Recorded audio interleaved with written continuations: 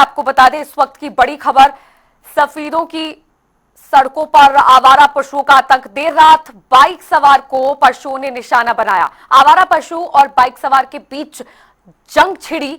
Bike सवार बुजुर्ग को स्थानीय लोगों ने जैसे तैसे पशु के इस हमले से बचाया है। सफीदों की सड़कों पर इससे पहले भी आपको बता दें आवारा पशुओं की मौजूदगी की वजह से स्थानीय लोगों को काफी परेशानियों का सामना करना पड़ा है और अब काफी ज्यादा खौफ भी स्थानीय लोगों में आवारा पशुओं के हमलों के चलते आ गया है। देर रात की ये पूरी घटना है जिस दौरान बाइक सवार बुजुर्ग पर आवारा पशु ने हमला बोल दिया। बाइक सवार बुजुर्गों को माफ कीजिएगा बुजुर्ग को स्थानीय लोगों ने यहां पर बचाने की कोशिश की और काफी स्थानीय लोग यहां पर मौके पर इकट्ठे हुए, जिस दौरान देखा गया कि आवारा पशु यहां पर पहुंचा और बाइक सवार बुजुर्ग पर हमला कर दिया।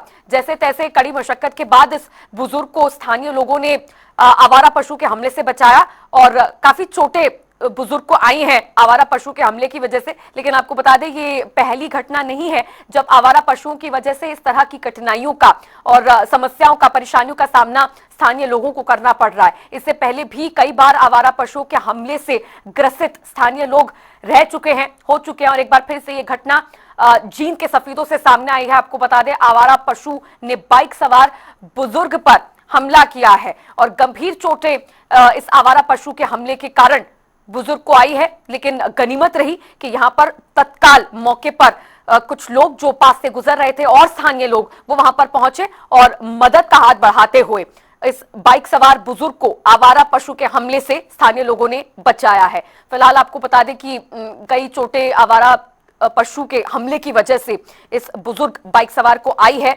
लेकिन स्थानीय लोगों ने समय रहते इस पूरी स्थिति पर काबू पा लिया और बाइक सवार को बचा लिया। जींद से सुनील पवार संवाददाता फोन लाइन पर जुड़ गए हैं जानकारी के साथ। सुनील, ये जो पूरा मामला है आवारा पशुओं के हमले का, यह बहुत गंभीर बनता जा रहा है। कई बार पहले भी आवारा पशुओं ने हमले किए और अब ये जो बाइक सवार बुजुर्ग है वो इससे ग्रसित हुआ है। क्या कुछ जो एक्शन प्लान है प्रशासन की तरफ से और स्थानीय लोगों का इस पर क्या कुछ कहना है?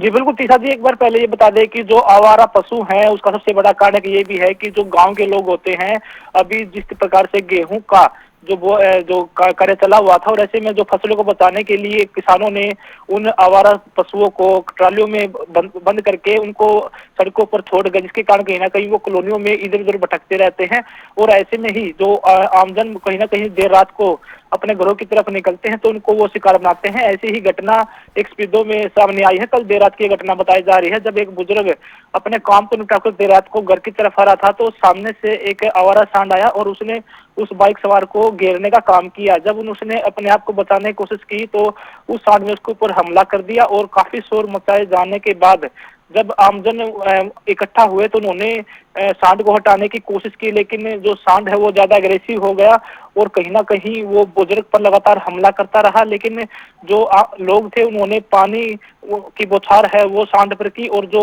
अन्य लोग थे उन्होंने भी कहीं ना कहीं कड़ी मशक्कत के बाद सांड को बुझाने का काम किया। जब सांड को भगाने का काम किया तो सांड ने उस बुजुर्ग आदमी को छोड़कर दूसरे व्यक्ति के ऊपर भी हमला करने का काम किया और ये जो घटना है पूरी सीसीटीवी कैमरे में भी कैद होगी। लेकिन अगर प्रशासन की बात की जाए तो प्रशासन ने आवारा पशुओं और आवारा जो इस प्रकार के सांड घूम रहे हैं उनको हटाने के लिए जो ट्रैफिक पुलिस की बात की जाए तो उनको भी आदेश जारी किया गया कि वो भी एक रेडियम टेप है वो उनके आवारा पशुओं के गले में डाले ताकि धुंध और घने कोहरे की वजह से कहीं ना कहीं आमजन को वो साफ दिखाई दे कि आगे जो गाय है या फिर जो बैल वो आगे बैठे हुए हैं। लेकिन जिस प्रकार से इस हर रोज ऐसी घटनाएं सामने आ रही हैं, जो आवारा पशुएं हैं वो सड़क पर घूमते हुए नजर भी आते हैं और कहीं ना कहीं आमजन को अपना शिकार भी बना रहे हैं। तो ऐसे में प्रशासन के साथ साथ जब तक आम लोग जो गांव के लोग हैं वो जो आवारा पशुओं को सड़कों पर छोड़ने की बजाय अगर कहीं ना कहीं गौशाला में इनको प्रॉपर रूप से इनका स्थायी समाधान करा जाए, जब तक ऐसी बात नहीं होगी तब तक जो ऐसी घटनाएं हैं जी वो सामने आती रहेंगी।